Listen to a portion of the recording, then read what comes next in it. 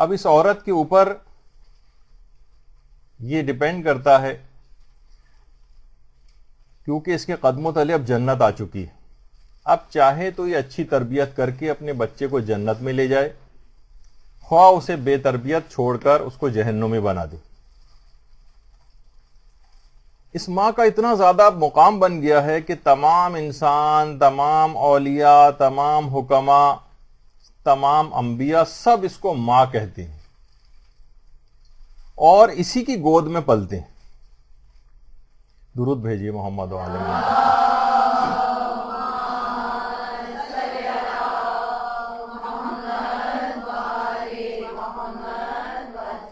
پوری دنیا کی جو انتہا ہے وہ انسان کا اپنا گھر ہوتا ہے، اور گھر کی جو انتہا ہے وہ ماں ہوتی ہے. کبھی ایسا بھی مقام آتا ہے کہ بیٹی اپنے باپ کی ماں قرار پاتی ہے. اللہم صلی علی محمد وعلی محمد.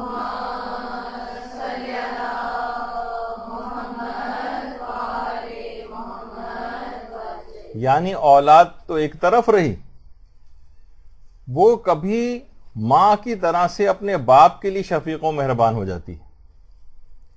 اچھا، یہ جو شکم میں آنے والا بچہ ہے یہ خدا کی طرف سے والدین کے لیے اور خاص طور پر اس ماں کے لیے ایک امتحانی پرچہ ہے. اب جتنے بچے پیدا ہوتے چلے جائیں گے اتنے ہی زیادہ سمجھیں ایگزامینیشن پیپرز بڑھتے چلے جائیں گے. جتنے بھی بچے ہوں گے اب یہ سمجھیے کہ یہ ایگزامینیشن پیپر ہے اور سارے امتحانات میں پاس ہونا ہے. صرف ان کو پیدا کر کے معاشرے کے اندر چھوڑ نہیں دینا، تربیتی امور کی تمام تر ذمہ داری انہی والدین کے کندھوں کے اوپر رہتی.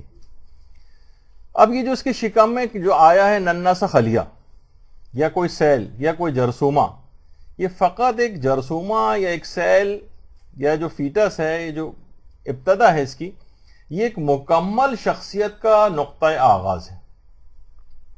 اب اس کا اجر و ثواب بہت زیادہ بڑھ گیا. دیکھیے، عورتوں کو عام طور پر، آپ لوگ تو خیر واقف ہو گئی ہیں، لیکن عام عورتوں کو گھریلو کام کاج کی خاص معرفت نہیں کہ کتنا عظیم ثواب ملتا ہے.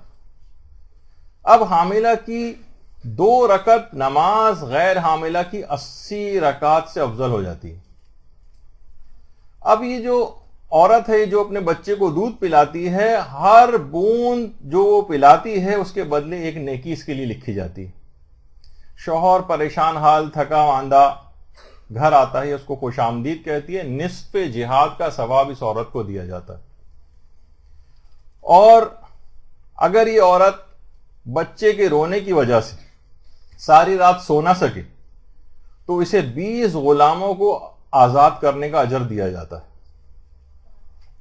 اور یہ ذکر خدا کرتے ہوئے اگر گھر میں جھاڑو دے، آج کل تو یہ تصور نہیں ہے، عام طور پر سوچا جاتا ہے کہ یہ بہت ہی کوئی گندا قسم کا کام ہے، لیکن اس کو جب یہ ایسی ذرا خراب سی ہم نے اس میں تصویر بھی آپ کو دکھائی ہے کہ گھریلو کام کاج ظاہر ہے کہ وہ 16 سنگھار کر کے تیار ہو کے تو نہیں کیے جا سکتے.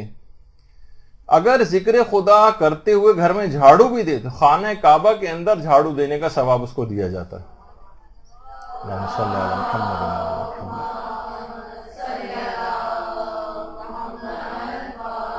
محمد. اب اگر یہ عورت اپنے بچے کی بیماری کی وجہ سے سو نہ سکے اور اسے ساری رات آرام دینے کی کوشش کرتی رہے تو اس کے تمام گناہ صبح تک معاف ہو جاتے ہیں اور 12 سال کی قبول شدہ عبادت کا ثواب اس کو دیا جاتا ہے.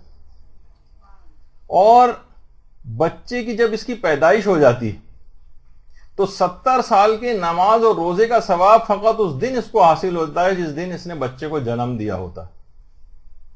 اور وضع حمل میں ہر درد جو یہ برداشت کرتی ہے، ہر ایک درد کے عوض اس کو ایک مقبول حج کا ثواب دیا جاتا ہے. اور بچہ اگر رات کو روتا رہے اور ماں روایت میں کہ اس کو بغیر برا بھلا کہے دودھ پلائے تو 1 سال کی نماز اور روزے کا ثواب اس کو عطا کیا جاتا ہے. اور جب بچے کی دودھ چھڑائی کی مدت آتی ہے تقریباً 2 سال بعد تو ایک فرشتہ خدا کی طرف سے اس کو خوشخبری سناتا ہے کہ عورت، اللہ کی طرف سے آج تجھ پر جنت واجب ہو گئی. اور اگر یہ اس حالت میں بھی مر جائے کہ اس کا شوہر اس سے راضی ہو تب بھی اس عورت کے اوپر جنت واجب ہو جاتی ہے. اور جو جتنے بھی ثواب اس کے بتائے گئے ہیں کہ گھر کی چیزوں کو اگر یہ قرینے سے رکھے تو خدا اس کے اوپر اپنی نظر رحمت ڈالتا ہے. اور آپ کو پتا ہے کہ جو خدا کا منظور نظر ہو جائے اور تو پھر وہ تمام اس کو عذابوں سے پروردگار کے نجات مل جاتی. اور اگر یہ 7 دن گھر میں کام کرے، عورتیں عام طور پر شکایت کرتی ہیں نا کہ ہمارے تو کسی دن چھٹی نہیں ہوتی، 7 کے 7 دن ہمیں کام کرنا پڑتا ہے. روایت میں ہے کہ اگر یہ 7 دن گھر کے اندر کام کرے تو جہنم کے 7 دروازے اس کے لیے بند کر دیے جاتے ہیں اور جنت کے 8 دروازے اس کے لیے کھول دیے جاتے ہیں. اور پانی کا ایک گھونٹ اگر ایک شوہر کو یہ پلا دے تو 1 سال کی مستحب عبادات کا ثواب، جس میں دن میں روزے رکھے جائیں اور راتوں کو عبادت میں بسر کیا جائے، اس عورت کو عطا کیا جاتا. اور شوہر کے لیے اگر ایک مثلا کھانا تیار کرتی ہے تو جنت میں خدا اس کے لیے لذیذ قسم کے کھانے تیار کرے گا اور کہے گا کہ خوب کھاؤ پیو، یہ ان زحمتوں کو بدلا ہے جو تم نے دنیا میں اٹھائی تھی، دنیاوی زندگی میں برداشت کی تھی. دیکھیے عورتیں اب کہتی ہیں ہم یہ کام کیوں کریں، ہم پر تو یہ کام واجب نہیں ہے. دیکھیے تو کتنا عظیم ثواب پروردگار عالم آپ کو عطا کرنا چاہ رہا. دیکھیے جو گھر ہے یہ آپ کی کنگڈم ہے، یہاں پر آپ کی حکمرانی چلتی ہے، اس کا اقتدار آپ کے اپنے ہاتھ میں ہوتا ہے، آپ اس گھر کی مالکہ ہیں. لیکن دیکھیے اس اقتدار کو حاصل کرنے کے لیے کچھ قربانیاں بھی دینا پڑتی ہیں. کہا جاتا ہے نا کہ تاج ایک حسین گلاب کی طرح سے ہوتا ہے کہ اس کو حاصل کرنے کے لیے کانٹوں میں ہاتھ ڈالنا پڑتا ہے. اور گھر کی اس مالکہ بننے سے پہلے، ملکہ بننے سے پہلے، رانی بننے سے پہلے کسی حد تک باندی بننا پڑتا ہے. تو دیکھیے یہ قانون قدرت ہے. وہ جو شعر ہے نا کسی کا کہ سرخ رو ہوتا ہے انسان ٹھوکریں کھانے کے بعد، رنگ لاتی ہے ہنا پتھر پہ گھس جانے کے بعد. تو جیسے کہ ہم نے کتاب کے اندر بھی اس کو نقل کیا تھا کہ سرمے نے ایک دفعہ شکایت کی کہ بھائی آپ لوگ مجھے اتنا پیستے کیوں ہیں. دیکھیں پیس پیس کے سرما بنایا جاتا ہے.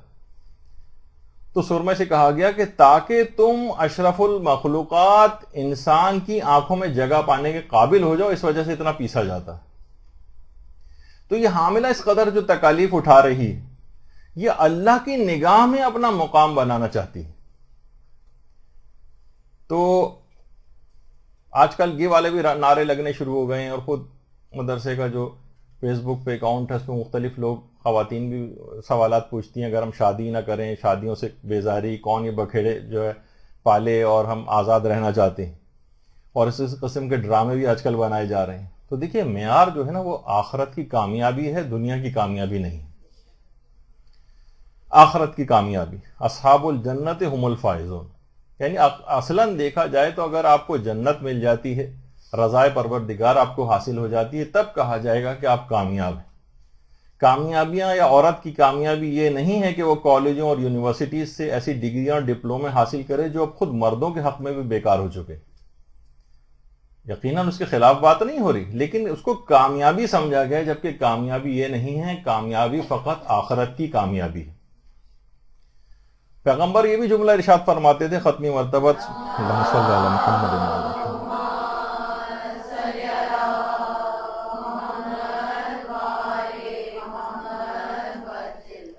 فرماتے تھے کہ عورتوں یاد رکھو تم میں سے جو نیک عورتیں ہیں وہ نیک مردوں سے پہلے جنت میں پہنچ جائیں گی. یہ لیڈیز فرسٹ، یہ جنت کے اندر بھی رہے گا. اور یعنی اب دیکھا جائے تو کون سی کامیابی ایسی ہے اور تمغہ ہے جو آپ حاصل کرنا چاہتی ہیں، جنت میں مردوں سے پہلے تو پہنچ رہی ہیں. اور یہاں یہ حال ہے، گھریلو زندگیاں اس قسم کی گزر رہی ہیں جس پہ کتنے لطیفے بھی بنائے گئے ہیں کہ مثلا وہ ایک صاحب، ان کے ہونٹ بالکل کالے ہو رہے تھے، تو جب پوچھا گیا اسی کیا وجہ تھی تو کہنے لگے کہ بیوی جو ہے، لڑاکا بیوی اپنے میکے گئی ہوئی ہے تو خوشی سے میں نے ٹرین کے انجن کو جا کر چوم لیا. اسی طریقے سے مثلا بہت ساری چیزیں کہ بیوی مثلا شوہر سے پوچھتی ہے کہ یہ بتائیے کہ آپ مجھے خواب میں دیکھتے ہیں؟ شوہر نے کہا بیگم میں روزانہ آیت الکرسی پڑھ کے سوتا ہوں. تو یہ سب لطیفے اس وجہ سے بنائے گئے، گھریلو زندگیاں بہت خراب ہیں اور ایک کہیں سے بھی کوئی خوشگواریت کا کوئی تاثر نہیں ہوتا، اسی کی وجہ سے لطیفے بھی بنائے جاتے ہیں.